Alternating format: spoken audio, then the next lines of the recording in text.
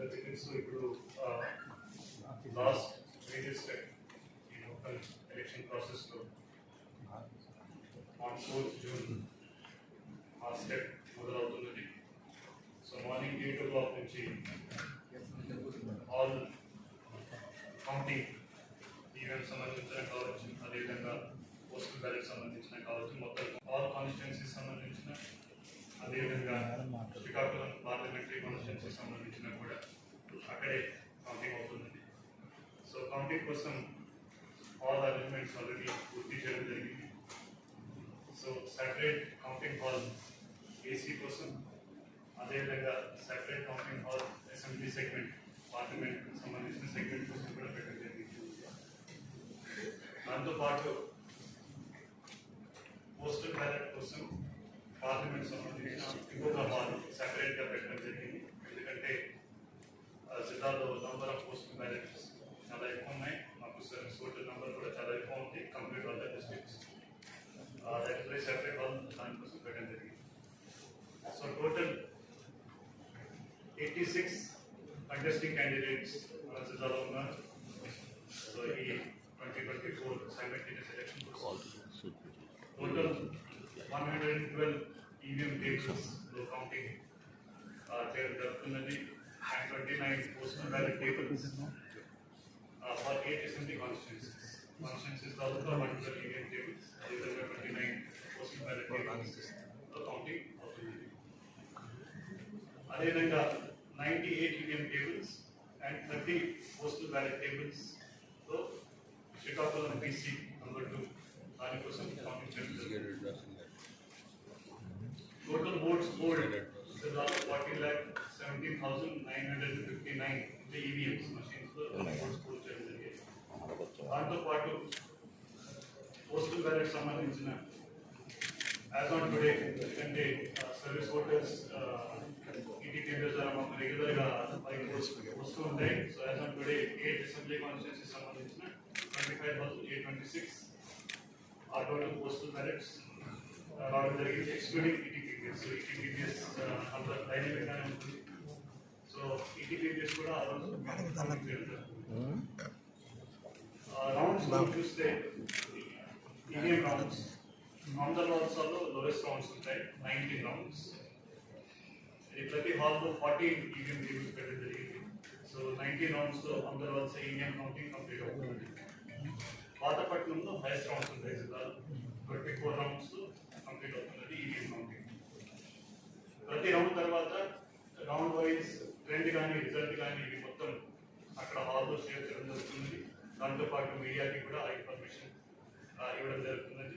Separate arrangement దానికోసం పెట్టడం already జరిగింది.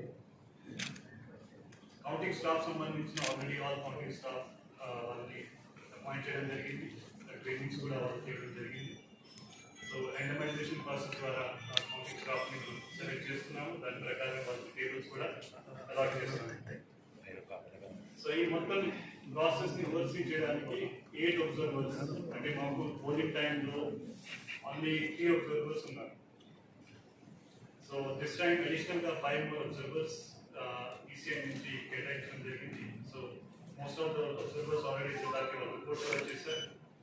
So all the observers at least 2 halls దాదాపు వాళ్ళు ఓవర్సీ చేస్తారు, అబ్జర్వ్ చేస్తారు. అండ్ వాళ్ళ సమక్షంలో ఈ మొత్తం కౌంటింగ్ ప్రాసెస్ కంప్లీట్ అవుతుంది. ఇది కాకుండా all agents, counting agents already వాళ్ళకి ప్రాసెస్ కూడా ఇవ్వడం జరిగింది, అపాయింట్మెంట్ చేయడం జరిగింది. సో ప్రతి టేబుల్కి పొలిటికల్ పార్టీ నుంచి క్యాండిడేట్స్ నుంచి ఒక టేబుల్ 1 కౌంటింగ్ ఏజెంట్ పెట్టడానికి వీలుంది. దాంతో పాటు 6 టేబుల్కి కూడా ఇంకొక ఏజెంట్ని పెట్టుకోవచ్చు. ఎలక్ట్రానిక్ డివైసెస్ కానీ ఎనీ అదర్ రిస్ట్రిక్టెడ్ ఐటమ్ కానీ అసలు మనం ఎలా చేయము, ఈసీఐ ఇన్స్ట్రక్షన్ ప్రకారం ఉంది.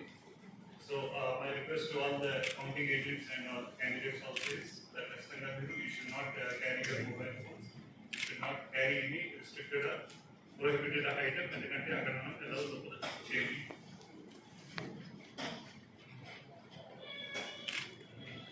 ఆల్ అదర్ బేసిక్ అరేంజ్మెంట్స్ ఏదైతే ఉంటాయో అక్కడ సెక్యూరిటీ కార్డన్స్ 3 పెరిమీటర్స్ ఉంటాయి. దానికి ఆల్రెడీ ఏర్పాటు చేయడం జరిగింది. 144 కూడా పెట్టడం జరిగింది. ఫ్రైడే కూడా డిక్లేర్ చేయడం జరిగింది on the day of the counting. అదేవిధంగా restriction on use of petrol diesel కానీ ఫైర్ క్రాకర్స్ కానీ దానికి కూడా రిస్ట్రిక్షన్ పెట్టడం జరిగింది. మీడియా వాళ్ళకి సెపరేట్ అక్కడ మీడియా సెల్ కూడా మీడియా సెంటర్ కూడా ఏర్పాటు చేయడం జరిగింది. సో డిపిఆర్ దానికి సంబంధించి మొత్తం కోఆర్డినేషన్ చేసిస్తారు. సో ఇది కాకుండా మెడికల్ అరేంజ్మెంట్స్ కానీ ఫైర్ అరేంజ్మెంట్స్ కానీ మొత్తం సో ఓవరాల్ కౌంటింగ్ సెంటర్ పూర్తిగా రెడీ అయింది. So administration is ready for counting.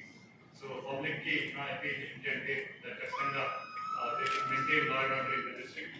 ఎందుకంటే ఆంధ్రప్రదేశ్లో పోస్ట్పోన్ మనం చూసాం కొన్ని జిల్లాలో సమ్ డిస్టర్బెన్స్. ఫార్చునేట్లీ శ్రీకాకుళం జిల్లాలో అలాంటి ఏమీ ఇష్యూస్ జరగలేదు. సో ఈ అట్మాస్ఫియర్ ని ఖచ్చితంగా అందరూ should continue both from the political party side, candidate side as well as party cadre side. అదేవిధంగా జనరల్ పబ్లిక్ కూడా మా రిక్వెస్ట్ ఏంటంటే ఖచ్చితంగా మీరు law and order issue maintain and the election process మొత్తం ఒక పీస్ఫుల్ అట్మాస్ఫియర్ మొత్తం కంప్లీట్ అవడానికి you should provide support in the district. Madam గారు ఒక్క నిమిషం మేడం.